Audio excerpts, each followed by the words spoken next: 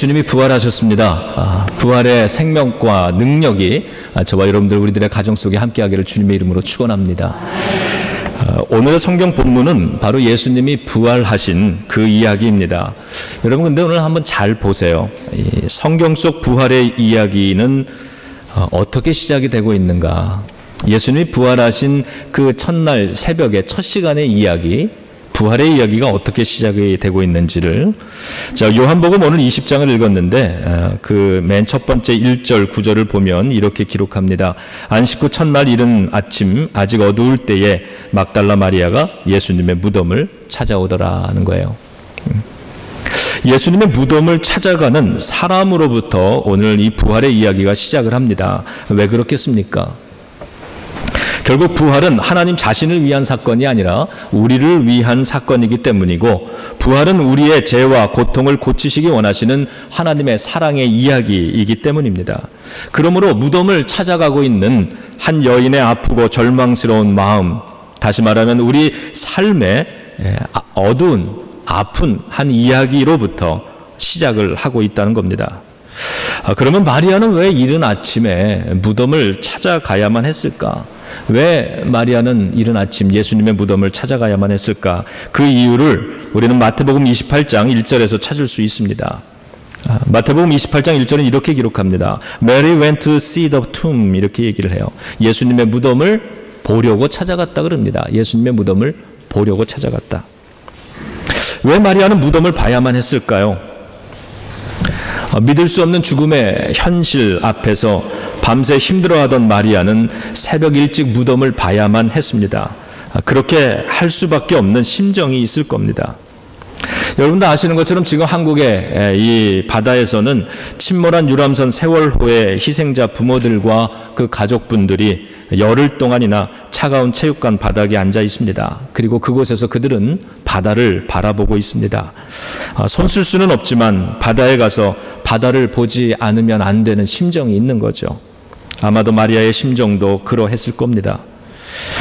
지난 열흘 동안 이 언론을 통해서 그 바다에서 이루어지는 그러한 벌어지는 일들을 보면서 사람들의 무책임 앞에 분노를 느끼게 됩니다. 귀한 생명들이 저렇게 허무하게 죽어가는 현실이 참 아픕니다. 왜 저렇게 수많은 사람들이 무기력하게 죽어가야 하는지 도무지 이해가 되지를 않습니다. 이 세월호를 통해서 이 세상에는 이해할 수 없는 죽음과 이해되지 않는 불행도 있다는 사실을 인정하고 싶지는 않지만 또다시 확인을 하게 됩니다. 우리의 인생에는 설명할 수 없는 모순도 참 많습니다. 그렇기 때문에 그 고통의 자리에 서 있는 사람에게 단순한 위로와 충고 몇 마디 던지는 것 가지고 답을 줄 수 있다고 착각해서는 안 되는 거죠. 신앙적인 모범답안 몇 문장 가지고 위로할 수도 없는 것이고, 그 혼란과 고통을 설명할 수도 없는 것일 뿐만이 아니라 그 감정을 정리하라고 요구할 수는 더더욱 없는 노릇입니다. 예수님의 죽음도 사람들에게는 바로 그러한 것이었습니다. 탑승객 476명 중에서 325명이 고등학교 학생들이라는 이야기를 듣습니다. 그리고 구조된 사람은 174명 뿐입니다. 나머지는 사망 혹은 실종이라고 이야기를 합니다. 선배 목사님은 이번 일을 보면서 이렇게 썼습니다. 많이 죽어서 더 아프고 슬픈 것이 아닙니다. 사랑하는 사람들에게는 그 한 사람이 전부입니다. 한 사람이 죽어도 아프고 슬픈 거죠. 그런데 살릴 수 있는 그 수많은 생명을 우리 어른들의 무능력과 잘못 때문에 다 잃게 된 것이 더욱 어이없고 분통 터지고 화가 나는 이유입니다. 유가족들은 사랑하는 자녀, 가족의 죽음을 극복하는데 아마 오랜 시간이 걸릴 겁니다. 어쩌면 평생을 해결하지 못하고 품고 살아가야 될지도 모르겠습니다. 예수님의 제자들도 처음에는 예수님의 죽음이라고 하는 이 현실을 받아들이지 못했습니다. 예수님의 죽음은 감당할 수 없는 것이었습니다. 그래서 그들은 흩어졌고 도망쳤고 방황을 했습니다. 우리들이 사는 세상과 인생에는 이처럼 견디지 못하는 죽음의 상처와 아픔이 있는 것입니다. 예수님의 부활의 이야기는 바로 그러한 마음, 그 삶의 중심에서부터 시작되고 있는 것입니다. 마리아가 무덤에 찾아간 두 번째 이유는 우리는 마가복음 16장에서 찾을 수 있습니다. 마리아 일행은 예수님께 향품을 바르기 위해서 무덤으로 찾아왔다고 기록을 합니다. 이 본래 유대인의 이 장례 문화에 의하면 사람이 죽으면 24시간 안에 이 묘지에 안치를 합니다. 기후 때문에 그렇습니다. 시신이 금방 상하고 부패하기 때문에 그렇습니다. 신명기 21장 23절에서는 이렇게 기록을 합니다. 죽은 사람이 혹 그 죽은 사람이 범죄한 사람이라서 십자가에 달리게 되더라도 하루를 넘기지 않고 묘에 안치하라고 명령하고 있습니다. 그 이유는 이렇게 기록을 합니다. 하나님께서 기업으로 주신 땅을 더럽히지 않기 위해서다. 예수님도 그러한 이유 때문에 그렇게 곧바로 묘에 안치가 된 것입니다. 이때 사람들은 이 시신의 몸에 향유를 바릅니다. 그것은 부패하는 냄새를 중화시키기 위함이라고 말을 합니다. 요한복음 19장에 의하면 이 십자가에 달려 돌아가신 예수님의 시신을 받아서 묘에 안치할 수 있었던 아리마대 요셉이라고 하는 사람은 향품을 100근 정도 가지고 와서 예수님의 시신과 함께 세마포로 싸맨 후에 무덤에 안치했다고 그렇게 성경이 기록을 합니다. 100근이라고 하면 굉장히 많은 분량입니다. 그런데도 불구하고 마리아는 이 새벽에 향품을 가지고 예수님의 무덤을 찾아갔습니다. 그만큼 경황이 없었다는 겁니다.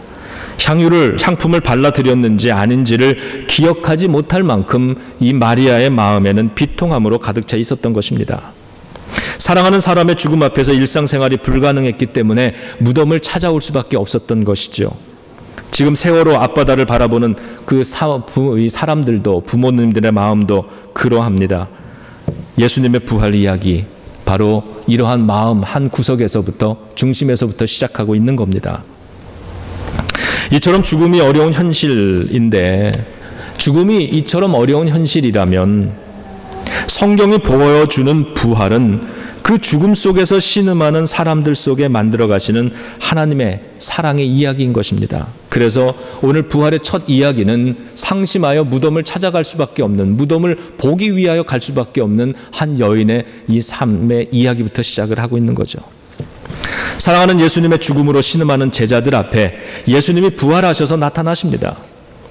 그러나 부활을 믿기에는 죽음의 현실이 너무도 생생했습니다. 슬픔과 좌절은 너무나 컸고 현실적이었습니다. 그래서 제자들은 처음에는 예수님의 부활을 쉽게 받아들이지 못했습니다. 오늘의 본문인 요한복음 20장 8절에 의하면 시몬 베드로가 무덤에 들어가서 세마포와 머리에 싸맸던 수건이 개켜 있는 것을 보고 그때서야 믿더라 기록을 합니다. 그때서야 믿더라. 예수님과 3년을 동고동락했던, 그리고 예수님이 돌아가시기 전에 내가 죽고 부활할 거라고 말씀하셨는데 그 이야기를 들었던 이 베드로조차도 주님은 그리스도시요 살아계신 하나님의 아들이라고 자신의 입으로 고백했던 이 베드로조차도 예수님의 부활은 믿기가 참 어려운 그러한 사건이었습니다.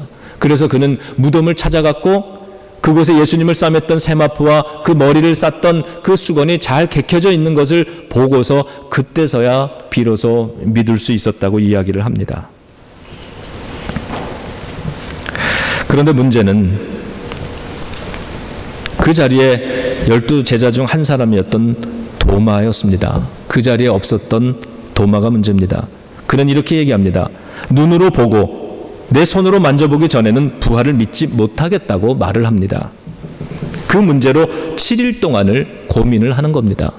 여러분, 우리가 알지만 성경 속의 숫자는 의미들이 있습니다. 이 7일이라고 하는 것은 한 주간을 의미하죠. 처음부터 마지막까지라는 뜻입니다.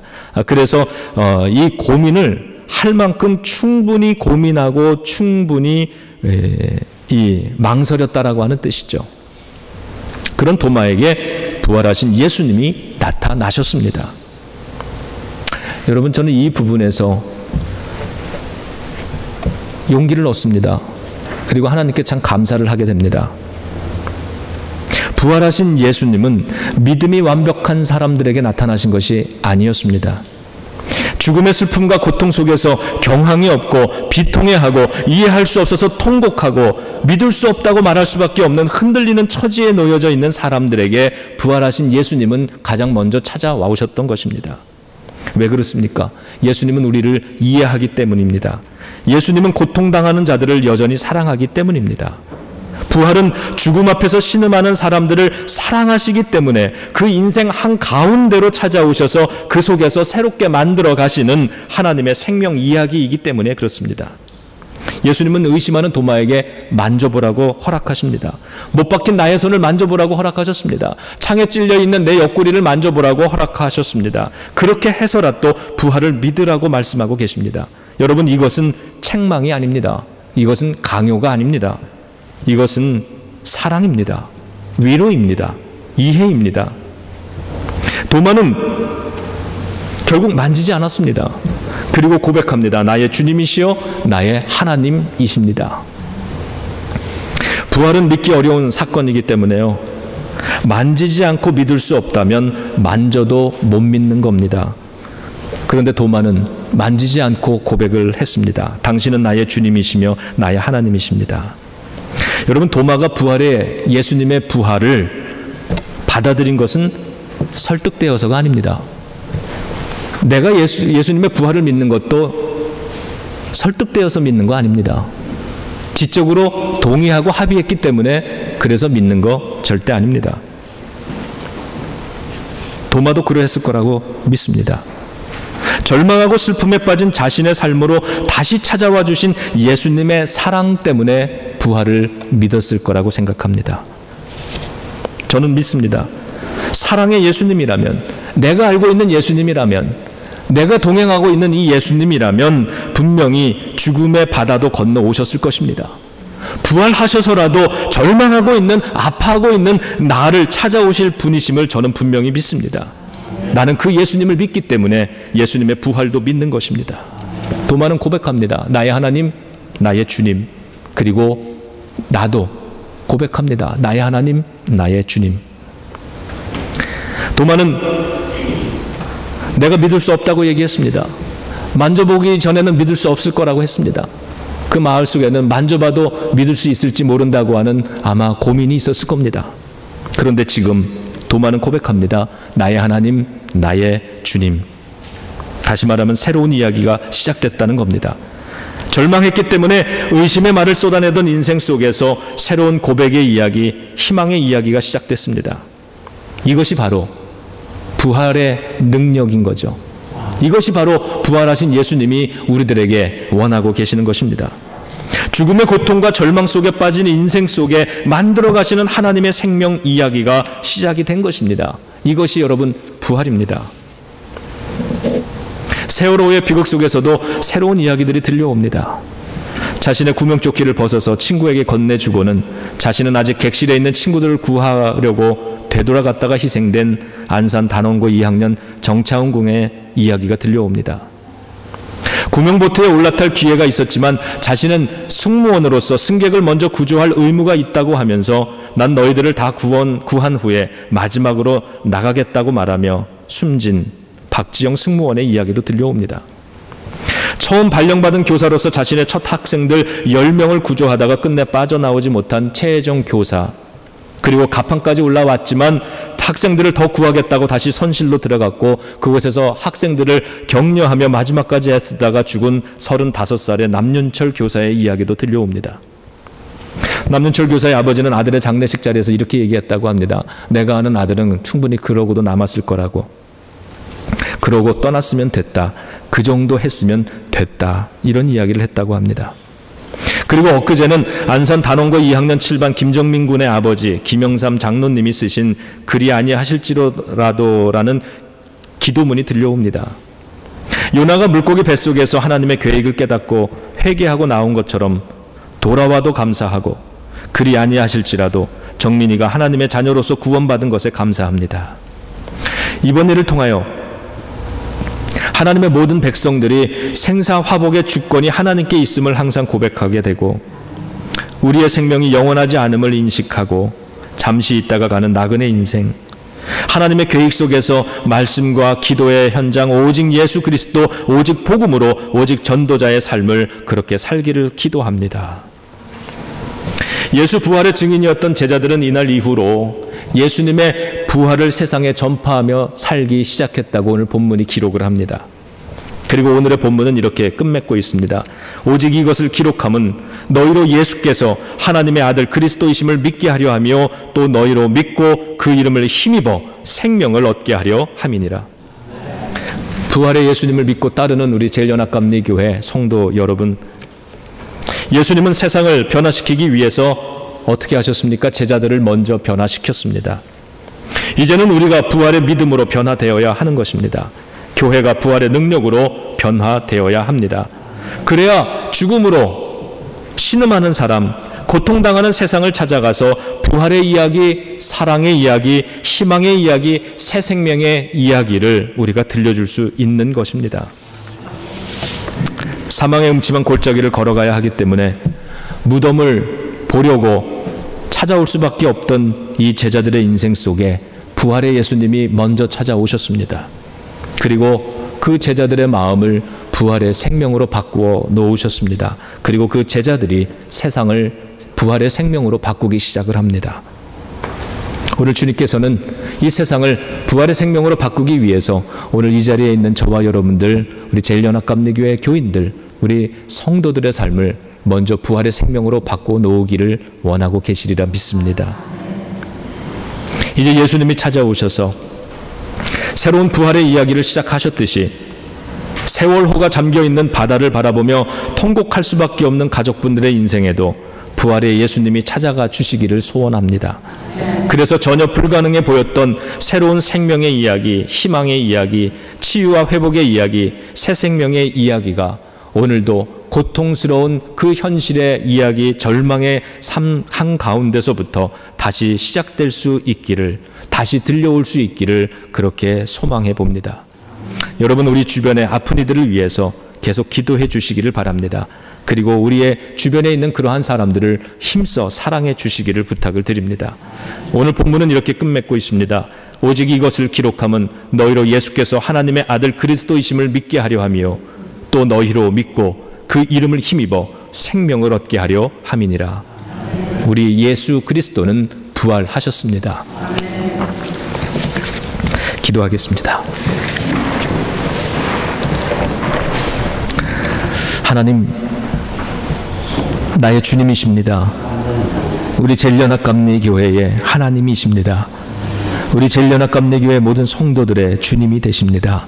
그리고 죽음 앞에 고통당하는, 애통해하는, 슬퍼하는 모든 사람들의 하나님이 되어 주십니다. 하나님, 오늘도 삶의 어려움 속에서 무덤을 바라볼 수밖에 없고 희망을 고백할 수 없어서 내 손으로 만져보기 전에는 절대로 믿을 수 없다고 말할 수밖에 없는 그 흔들리는 가슴마다 부활의 생명력으로 찾아와 주시옵소서. 다시는 시작할 수 없을 것만 같은 그 절망의 그 한가운데서 하나님이 부활의 생명력으로 다시 희망을 노래할 수 있는 용기를 주시옵시고, 그것이 가능한 것임을 예수 그리스도의 부활을 통해서 하나님의 그 큰 사랑과 위로와 치유와 회복의 역사 속에서 하나님 그 이야기 다시 시작할 수 있도록, 다시 용기 낼 수 있도록 하나님 그 가슴마다 찾아가 주시옵소서. 주님께서 이 부활의 이야기를 우리들에게 들려주시는 이유는 우리로 부활을 믿고 그 예수 그리스도 부활의 이름을 힘입어서 생명을 얻게 하려 함이라 하셨습니다. 주님, 우리 교회 안에 부활의 생명이 있게 하여 주옵소서. 우리가 만나는 사람들마다 그래서 이 부활의 생명력으로 살아날 수 있게 하여 주시옵소서. 하나님, 이 세상에 어둠이 있다면 아버지 하나님, 우리 속에 있는 이 부활의 진리의 빛을 가지고 우리가 가는 곳마다 그 어두움을 이 부활의 빛으로 이겨낼 수 있게 하여 주시옵소서. 우리의 손길, 우리의 입술, 이 언어가 닿는 곳마다, 하나님, 우리의 눈길이 닿는 곳마다, 우리의 중보 기도가 닿는 곳마다 아버지 하나님 부활의 생명력으로 다시 세워지고 다시 회복되는 아름다운 역사가 이 땅에 끊어지지 않게 하여 주옵소서. 하나님, 교회들을 축복합니다. 아버지 하나님, 우리들의 이 교회가 이 부활의 생명력으로 다시 거듭날 수 있기를 원합니다. 아버지 하나님, 예수 그리스도의 이 십자가의 부활의 이름으로 하나님, 우리 모든 교회가 강건하게 일어나서 이 어둠의 세상을 향해서, 절망의 세상을 향하여서 예수 그리스도가 부활하셨다고, 생명이시라고 용기 있게 외칠 수 있기를 원합니다. 주여, 우리를 더욱 힘있게 하여 주시옵소서. 부활하신 예수 그리스도의 귀하신 이름으로 감사하며 간절히 기도드리옵나이다. 아멘. 아멘.